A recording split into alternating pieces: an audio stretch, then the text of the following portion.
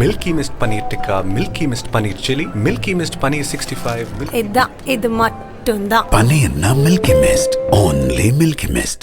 மாணவர்களின் சிந்தனைகளை வடிவமைக்க SNS இன்ஸ்டிடியூஷன்ஸ், மாணவர்களின் தனித்திறமைகளை மேம்படுத்த SNS இன்ஸ்டிடியூஷன்ஸ், மாணவர்களின் சாதனைகளை போற்றும் SNS இன்ஸ்டிடியூஷன்ஸ் கோவை. இப்போது புதிய அறிமுகம் ஆச்சி ஹோட்டல் சாம்பார் மற்றும் ஆச்சி இடிச்ச சாம்பார் 50 கிராம் ரூபாய் 20 மட்டுமே. என் கூட 7 கடல் 7 மலை யாராவது ரொம்ப நாள் ஏறி இறங்கியிருக்காங்கன்னா அது மாரி செல்வராஜ் தான்.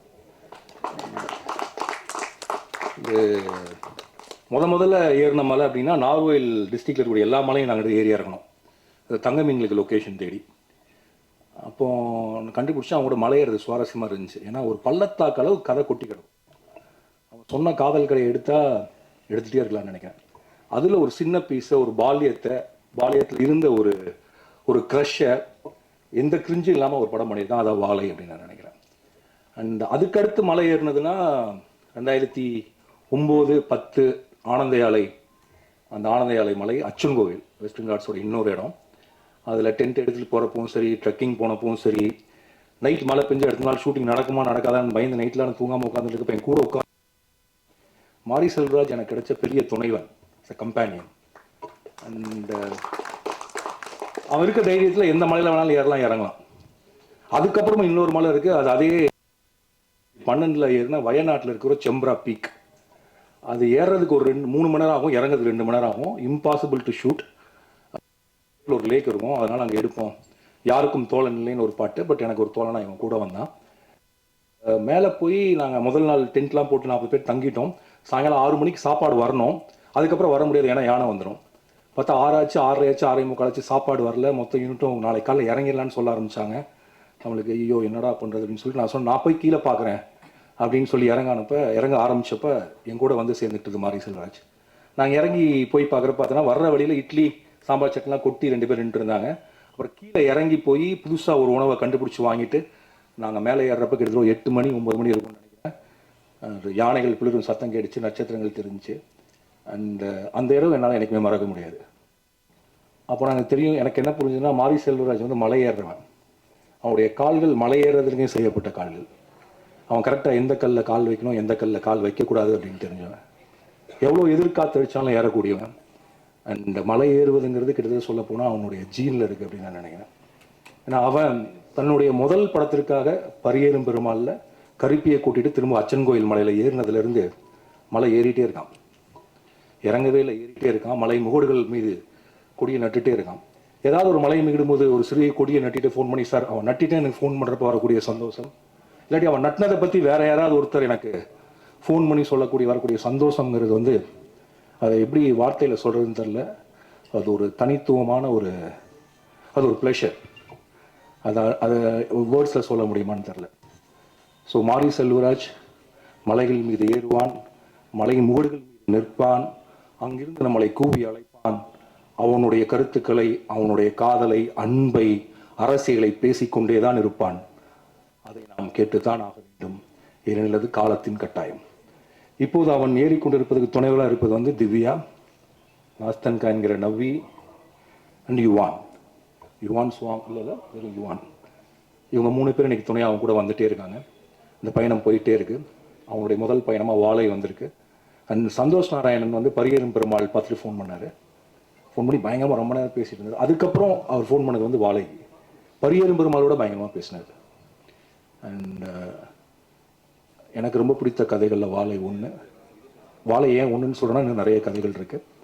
இந்த வாழை நம்மை வியப்பில் ஆழ்த்தும் தமிழ் சினிமாவிற்கு ஒரு மிக முக்கியமான படமாக இருக்கும். மாரி செல்வராஜ் உடைய நவ்வி ஸ்டூடியோஸ் இன்னும் கண்டுபிடிக்கப்படாத பல குன்றுகளையும் மலைகளையும் நமக்கு காட்சிப்படுத்தும், பல இயக்குநர்களை அறிமுகப்படுத்தும் என்று நான் நம்புகிறேன். அதற்கு என்னுடைய வாழ்த்துக்கள். ரொம்ப நேரம் வந்து ஒரு ஈவெண்ட்டுக்கு வரும்போது எமோஷ்னலாக இருக்கும். எனக்கு வந்து இந்த சாங் பார்க்க ஆரம்பிச்சதுலேருந்தே கொஞ்சம் ரொம்ப எமோஷ்னலாக தான் இருந்தேன். ஏன்னா எல்லாம் ஃப்ரெண்ட்ஸ் எல்லாருமே வந்திருக்காங்க. அண்ட் இது ரொம்ப ஸ்பெஷல் ஃபிலிம், நிறைய இடத்துல சொல்லியிருக்கேன். பரியேறும் பெருமாளில் இதே மேடையில் நான் சொன்னேன், உங்களுக்கு பிடிச்சிருந்ததுன்னா ப்ளீஸ் இதை எல்லாருக்கும் சொல்லுங்கன்னு. வாழைக்கு அதே விஷயம் கண்டிப்பாக உங்களுக்கு சொல்லணும். 2011 வந்து நானும் ரஞ்சித் வந்து ஒரு ஹாஸ்பிட்டலில் நின்று ஒரு 6 லட்சம் இருந்தால் அந்த படத்தை எப்படியாவது நம்ம வாங்கி ரிலீஸ் பண்ணிடலாம், அந்த மாதிரி ஒரு லெவலில் வந்து அட்டகத்தி பற்றி பேசிட்டு இருந்தோம். அப்போ 6 லட்சம்ன்றது வந்து ஒரு 60 வருஷம் ஆனாலும் வர முடியாத ஒரு பணமாக இருந்தது எங்களுக்கு. அந்த இடத்துலேருந்து ரஞ்சித் அதுக்கப்புறம் ஸ்டுடியோ கிரீன் ஞானவேல் ராஜா அவர்கள் படம் பார்த்தது, நான் அப்படியே இந்த சைட்லேருந்து இந்த ஃபாரஸ்ட் கம் படத்தில் அவன் எல்லா இடத்துலையும் இருப்பாங்க, அது மாதிரி நான் பார்த்துட்ருக்கேன் இவங்க எல்லார் லைஃப்பையும். கபாலி வந்தது. கபாலி வந்தப்போ எனக்கு கால் பண்ணி சொன்னார், எனக்கு என்ன படம்னே புரியல. அப்படியே மாமே சரி சரி அப்படின்னா, அப்புறம் கொஞ்ச நேரம் கழிச்சு தான் புரிஞ்சுது ரஜினி சாரோட படம் பண்ணுறாருன்னு சொல்லி. அப்போ தானு சாரும் அதில் பயங்கரமாக சப்போர்ட் பண்ணாங்க. அந்த படம் பண்ணும்போது என்கிட்ட வந்து சொன்னார் ரஞ்சித், மாமே உன்னோட டீமெல்லாம் விட்டுறாத, புதுசாக நீ பாட்டு ஆள் கூட்டு வந்துடாத, நீ வந்து எப்பயுமே ஒர்க் பண்ணுறவங்களோட ஒர்க் பண்ணு அப்படின்னு சொல்லி சொன்னார். ரொம்ப நான் யூஸ்வலாக அப்படி இருக்கணும்னு தான் ஆசைப்பட்டேன். எனக்கு சொல்லும்போது ரொம்ப எமோஷ்னலாக இருந்தது. நீங்கள் நம்ம கட்டி பிடிச்சி தேங்க்யூ ரஞ்சித், எனக்கே எப்படி கேட்குறதுன்னு தெரியல அப்படின்னு சொன்னேன். ஸோ அங்கேருந்து அதுக்கப்புறம் பரியரும் பெருமாள் வரும்போது, மாமே இந்த மாதிரி படம் இருக்குது நீ பார்க்குறியான்னு சொல்லி மாறி அனுப்பிச்சாங்க. மாறிட்ட நான் பேசும்போது எனக்கு இது வந்து நம்ப முடியாத அளவுக்கு ரொம்ப செமையாக இருந்தது. நான் சொன்னேன், நான் ஒரு பாட்டு பண்ணித்தரேன், நீங்கள் அப்புறம் கொஞ்சமாவது ஷூட் பண்ணிவிட்டு வாங்க, அதுக்கப்புறம் நம்ம பார்க்கலாம் அப்படின்னு சொன்னேன். அப்புறம் ஷூட் பண்ணிட்டு வந்தோன்னே அப்போ தான் நான் ராம் சாருக்கு ஃபோன் பண்ணி டார்ச்சர் பண்ண ஆரம்பித்தேன். அவர் ஃபோன் பண்ணி சார் பயங்கரமாக இருக்குது சார், நான் தனியாக கூப்பிட்டு இருந்தேன். பரியரும் பெருமாள் வந்தப்போ வந்து ஒரு பிஆர் ஏஜென்சி மாதிரி ஆகிட்டேன் நானே. எனக்கு என்னோட அந்த ஆர்ட் ஃபார்ம் ரொம்ப என்னை ஹிட் பண்ணதுனால நான் எல்லாருக்கிட்டையும் சொல்ல ஆரம்பித்தேன். அண்ட் அது வந்து ஒரு பொலிட்டிக்கல் சேஞ்ச் க்ரியேட் பண்ணிச்சுன்னு நான் நம்புகிறேன். அந்த படம் நல்லா இருக்குன்னு சொல்லிடணுன்ற கட்டாயத்துக்கே வந்துட்டாங்க. அந்த அளவுக்கு ஒரு மிகப்பெரிய பொலிட்டிக்கல் சேஞ்ச் க்ரியேட் ஆச்சு. அதுக்கப்புறம் வந்து அந்த படம் ரிலீஸ் அந்த ஒரு 4 ஃப்ரேம்ஸில் ஒரு ஷோ நடந்தது. ராம் சார் தெரியும், நாங்கள் வந்து மேலே அந்த ப்ரொஜெக்டர் ஏரியாவில் நின்று நாங்கள் 2 பேரும் அழுகிறோம். அந்த படத்துக்கு நல்ல ரெஸ்பான்ஸ் வந்துருச்சு அப்படின்னு சொல்லி அங்கே எல்லாம் ஆடியன்ஸ் எல்லாம் பயங்கரமாக ரியாக்ட் பண்ணுறாங்க. அந்த ஷோவில்னோடனே பயங்கரமாக ஃபீல் பண்ணி அழுது, அப்புறம் அங்கே கீழே வந்து ரஞ்சித் வேறு யாராலுமே ப்ரொடியூஸே பண்ணிக்க முடியாது அப்படின்னு சொல்லி, இது வந்துருமா மாமே தேட்டரில் எல்லாம் கேட்டார், கண்டிப்பாக வரும், பயங்கரமாக போகும் அப்படிலாம் சொல்லிட்டு இருந்தோம். அதுக்கப்புறம் இன்றைக்கி திவ்யா ஸ்டேஜ் ஏறும்போது I think I really got very emotional. அது என்னவோ தெரியல, அவங்க வந்து மாறி அங்கேருந்து அந்த படம் ப்ரொடியூஸ் பண்ணி ரஞ்சித் அவருக்கு ப்ரொடியூஸ் பண்ணி அதுக்கப்புறம் மாறி நல்லா அவர் சூப்பராக அவருக்கு பிடிச்ச படங்களை சூப்பராக க்ரியேட் பண்ணி எல்லாத்தையும் அவரே ஃபேஸ் பண்ணி அவர் சொன்ன மாதிரி தான் ஏகப்பட்ட மலை, நான் ஒரு 20 மலை இப்போ ஏறுறது பார்த்துருக்கேன். அவர் அதெல்லாம் ப்ரொடியூஸ் பண்ணி அதுக்கப்புறம் அதெல்லாம் டீல் பண்ணி அப்புறம் இப்போ ஒரு ப்ரொடியூசராக வந்து அவங்க ஃபேமிலியாகவே எல்லோரும் வந்து இங்கே அது பண்ணுறதுன்றது it's an amazing achievement. Ranjith, Mari, Ram sir, Thanu sir எல்லாரும் so thankful to you all. And ரொம்ப நான் விஷ் பண்ணணும்னு நினைக்கிறேன் மனசார. வாழை வந்து நான் பரியரும் பெருமாளுக்கு சொன்னது தான் சொல்லணும்னு ஆசைப்பட்றேன். I was blown away by the film. எனக்கு வந்து தமிழில் டாப் 5 மூவிஸ் ஆஃப் ஆல் டைமில் வாழை டெஃபினெட்லாம் எனக்கு பர்சனலி எனக்கு இருக்கும். அது உங்களுக்கும் அப்படி ஃபீல் ஆச்சுன்னா தயவு செஞ்சு நிறைய பேருக்கு பேசுங்க. உண்மையிலே வந்து தயாரிப்பாளர் கிடைக்காம தன்னுடைய கதையை இருந்த மாரி செல்வராஜ் எனக்கு தயாரிப்பாளராகவே உயர்ந்திருக்கிறது வந்து ரொம்ப சந்தோஷம். அண்டு எந்த கதையெல்லாம் தயாரிக்க முடியாது, தயாரிப்பு இல்லை தயாரிப்பாளர் கிடைக்க மாட்டாங்கன்னு சொல்லிட்டு பயந்திருந்த சூழலில் பரியரும் பெருமாள் அப்படின்ற ஒரு கதையோட அடர்த்தியோட தன்னுடைய படைப்பை இந்த சமூகத்துக்கு கொடுத்து அந்த வீட்டிலிருந்து தொடங்கிய இன்றைக்கி வந்து வாழைன்னு சொல்லிட்டு தன்னுடைய என்ன சொல்ல தனக்கு விருப்பமான ஒரு சினிமாவை எந்த காம்ப்ரமைஸும் இல்லாமல் எடுத்திருப்பான் அப்படின்னு நான் நம்புகிறேன். நான் தனக்கு விருப்பமான ஒரு சினிமாவை எடுப்பதற்கு உந்துதலாக இருந்த விஜய் டிவிக்கு வந்து ஹாட்ஸ்டார்க்கு வந்து என்னுடைய மிகப்பெரிய நன்றியை நான் தெரிவிச்சுக்கிறேன். அண்ட் ரொம்ப முக்கியமான விஷயமா நான் பார்க்குறேன், இந்த மாதிரியான படைப்புகளுக்கு தயாரிப்புகள் கிடைக்கிறது ரொம்ப கஷ்டம். படம் எடுத்துட்டா படம் வாங்குறதும் ரொம்ப கஷ்டம். இன்றைக்கி வாங்குறதுக்கு பெருசாக யாருமே இல்லை. ஏன்னா ஓடிடி பிளாட்ஃபார்ம்ஸ் வந்து ஓப்பன் ஆனோடனே சின்ன படங்களுக்கு நிறைய மரியாதை இருந்தது. சின்ன படங்களை வந்து ரொம்ப கவனிச்சாங்க, சின்ன படங்களை வாங்க விரும்பினாங்க. கண்டென்ட் ஓரியன்ட் மூவியை வந்து வாங்குறதுல ஒரு போட்டி இருந்தது. இன்றைக்கி அப்படிலாம் இல்லை. கண்டென்ட்லாகவே தூக்கி வைக்கிற இடத்துக்கு வந்து போயிட்டாங்க. எல்லா பெரிய நிறுவனங்களுமே அப்படி ஒரு சூழலுக்கு வந்துட்டாங்க. சின்ன படங்களை விற்கிறது வந்து ஒரு பெரிய சவால் இருக்குது. தயாரிப்பாளர்களுக்கு வந்து ரொம்ப மோசமான ஒரு காலகட்டமாக இது நிகழ்ந்துட்டுருக்கு.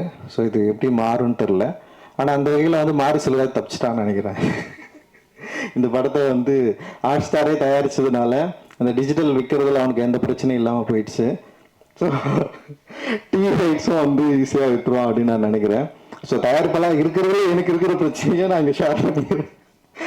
அண்ட் வந்து கண்டென்ட் ஓரியன்டாக இந்த மாதிரி ஒரு படத்தை எடுக்கிறப்போ வந்து என்னென்னா ரொம்ப முன்முடிவோட இது எங்களோட சேட்டலைட்டுக்கு இது வந்து ஒத்து வராது, எங்கள் சேனலுக்கு வந்து இதெல்லாம் பார்க்க மாட்டாங்க அப்படின்னு சொல்லிட்டு ரொம்ப முன்முடிவாக இன்னைக்கு வந்து பெரிய நிறுவனங்கள் வந்து ரொம்ப ஸ்டப்பனாக தயாரிப்பாளர்களுக்கு சப்போர்ட்டே பண்ணாமல் பெரிய பிரேக் போட்டுட்டு இருக்காங்க. அண்ட் வந்து இது எப்படி சரியாகும்னு எனக்கு தெரியல.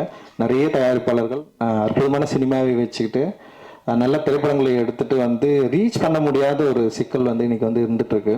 ஸோ இந்த சூழல் மாறும் அப்படின்னு நான் நினைக்கிறேன். இந்த சூழல் மாறி இன்னும் ஆரோக்கியமான சினிமாக்களை திரையரங்கு மட்டும் இல்லாமல் டிவி அண்ட் வந்து டிஜிட்டல் பிளாட்ஃபார்ம்ஸ்க்கு வந்து ஈஸியாக இன்னும் ஆரம்பத்தில் அப்படி இருந்தது. இப்போ திடீர்னு வந்து டோட்டலாக அதெல்லாம் மாறிடுச்சு. ஸோ அது திரும்பவும் சரியான நிலைக்கு வரும் அப்படின்னு நான் நினைக்கிறேன். ஸோ அது வந்து ஹாட் ஸ்டார் நிறுவனங்களோட முன்னாடியே சொல்கிறதுல ரொம்ப சந்தோஷம். அண்ட் இது இட் இஸ் நாட் லைக் இது வந்து ஒரு விமர்சனம் கிடையாது, ஒரு டிஸ்கஷன் தான். இன்னைக்கு என்ன நடந்துட்டுருக்கு அப்படின்றத வந்து நம்ம ஓப்பனாக பேச வேண்டியது இருக்குது. அண்ட் வந்து இந்த திரைப்படம் பொறுத்த வரைக்கும் சந்தோஷ் நாராயணுடைய மியூசிக்கில் ரொம்ப பயங்கரமாக வந்திருக்கு. அண்ட் தி வந்து செம சூப்பராக பாடியிருக்காங்க. அண்டு சந்தோஷ் ரொம்ப நாள் கழிச்சு நான் மீட் பண்ணுறேன். சூப்பர் மாமே, ரொம்ப சந்தோஷம் உன்னை பார்க்குறதுல. அண்ட் வந்து வாழை வந்து நிச்சயமாக சந்தோஷ்க்கும் மாரி செல்வராஜுக்கும் இன்னும் நெருக்கமான ஒரு படைப்பாக இருக்கும் அப்படின்னு நான் வந்து நம்புகிறேன். ரொம்ப க்ளோஸான ஒரு படைப்பாக இருக்கும் அப்படின்னு நான் நம்புகிறேன். இது வந்து மக்களுக்கு ரொம்ப பிடிக்கும் அப்படின்னும் எனக்கு வந்து தோணுது. பிகாஸ் ஆஃப் வந்து லைக் சொல்கிறது, வாழ்க்கையில் சில பேர் முன்முடிவோடு இருக்கிறாங்க. சில பேரோட வாழ்க்கையில் சில விஷயங்கள் இப்படி தான் இருக்கும் அப்படின்னு சொல்லிட்டு அது அப்படி இல்லை. ஆக்சுவலி எல்லாருடைய வாழ்க்கையிலும் பல சுவாரஸ்யமான சம்பவங்கள் இருக்குது, உணர்வு வச்சுக்கூடிய சம்பவங்கள் இருக்குது. அதை வந்து படைப்பாக்குறப்போ கதையாக்குறப்போ அது வந்து ஆடியன்ஸ் வந்து அதை கனெக்ட் பண்ணிக்கிறப்போ ஒரு பேரனுபவம் நிகழ்கிறதுக்கான வாய்ப்பை திரையரங்குகள் தான் நமக்கு எப்போவுமே உருவாக்கி கொடுத்துருக்கு. ஏன்னா லிமிடேஷன்ஸ் வந்து சமூகத்தில் இருக்குது, லிமிடேஷன் வந்து பெரிய நிறுவனங்கள் கிட்ட இருக்குது. ஆனால் திரையரங்குகள் போகிற வரைக்கும் டிஸ்ட்ரிபியூட்டர்ஸ் கிட்டமே அந்த லிமிடேஷன்ஸ் இருக்குது. ஆனால் ஆடியன்ஸ் கிட்ட அந்த லிமிடேஷன் இல்லைன்னு நான் நினைக்கிறேன். ஆடியன்ஸ் வந்து டெஃபினட்டாக அவங்க வந்து எங்களோட படைப்புகளை அக்செப்ட் பண்ணலன்னா இவ்வளோ தூரம் நாங்கள் யாருமே வந்திருக்க முடியாது. அவங்க சரியான படைப்புகளை பயங்கரமாக அங்கீகாரம் கொடுத்துருக்காங்க. அதனால தான் வந்து ஒரு சின்ன படம் எடுத்தாலும் கூட கூழாங்கல் இயக்குனர் வந்து இந்த மேடையில் உட்காந்துருக்காரு. அண்ட் வந்து அவருக்கு வந்து பெரிய அங்கீகாரம் வந்து உலக அளவில் கிடைச்சாலுமே அவருக்கு சரியான மரியாதை தமிழ் சமூகத்தில் வந்து கொடுக்கப்பட்டிருக்கு. இங்கே திரை உலகத்தில் அவருக்கு வந்து கொடுக்கப்பட்டிருக்கு அப்படின்றது வந்து ரொம்ப முக்கியமானதாக நான் வந்து பார்க்குறேன். அண்ட் மாரி செல்வராஜோடைய வளர்ச்சியில் ராம் சார் வந்து ரொம்ப ரொம்ப முக்கியமானவராக அவன் அடிக்கடி அவன் சொல்லியிருக்கான், நானும் பார்த்துருக்கிறேன். அண்ட் அவருடைய அக்கறை, அவனை உருவாக்கிய விதம், அவனை உருவாக்குவதற்கு அவர் கொடுத்த புத்தகங்கள் அப்படின்றது வந்து ஒரு புத்தகம், அப்புறம் சரியான ஆசிரியர் இருந்தால் ஒரு நல்ல மாணவன் உருவாவதற்கு மாரி செல்வராஜ் வந்து ஒரு நல்ல உதாரணம். ஸோ அவர் வந்து தொடர்ந்து நிறைய திரைப்படங்களை இந்த சமூகத்துக்கு பலனளிக்கக்கூடிய திரைப்படங்களை எடுக்கணும் அப்படின்றது வந்து என்னுடைய விருப்பம். அண்ட் நானும் மாரி செல்வம் கூட சேர்ந்து இப்போ பைசன் சொல்லிட்டு ஒரு படம் பண்ணிட்டுருக்கோம். அதுவும் ரொம்ப இன்ட்ரெஸ்டிங்காக வந்துட்டுருக்கு. அண்ட் அதுவுமே வந்து ரொம்ப முக்கியமான திரைப்படமாக மாறத்துக்கான எல்லா வாய்ப்புகளும் இருக்குது. அண்டு எல்லாருக்கும் வாழ்த்துக்கள். மேடையில் இருக்கிற எல்லாருக்கும் என்னுடைய நன்றிகள், மகிழ்ச்சி. Milky Mist paneer tikka, Milky Mist paneer chilli, Milky Mist paneer 65. இது மட்டும்தான். பனீர்னா Milky Mist, only Milky Mist. மாணவர்களின் சிந்தனைகளை வடிவமைக்க SNS இன்ஸ்டிடியூஷன்ஸ், மாணவர்களின் தனித்திறமைகளை மேம்படுத்த SNS இன்ஸ்டிடியூஷன்ஸ், மாணவர்களின் சாதனைகளை போற்றும் SNS இன்ஸ்டிடியூஷன்ஸ் கோவை. இப்போது புதிய அறிமுகம் ஆச்சி ஹோட்டல் சாம்பார் மற்றும் ஆச்சி இடிச்ச சாம்பார் 50 கிராம் ரூபாய் 20 மட்டுமே.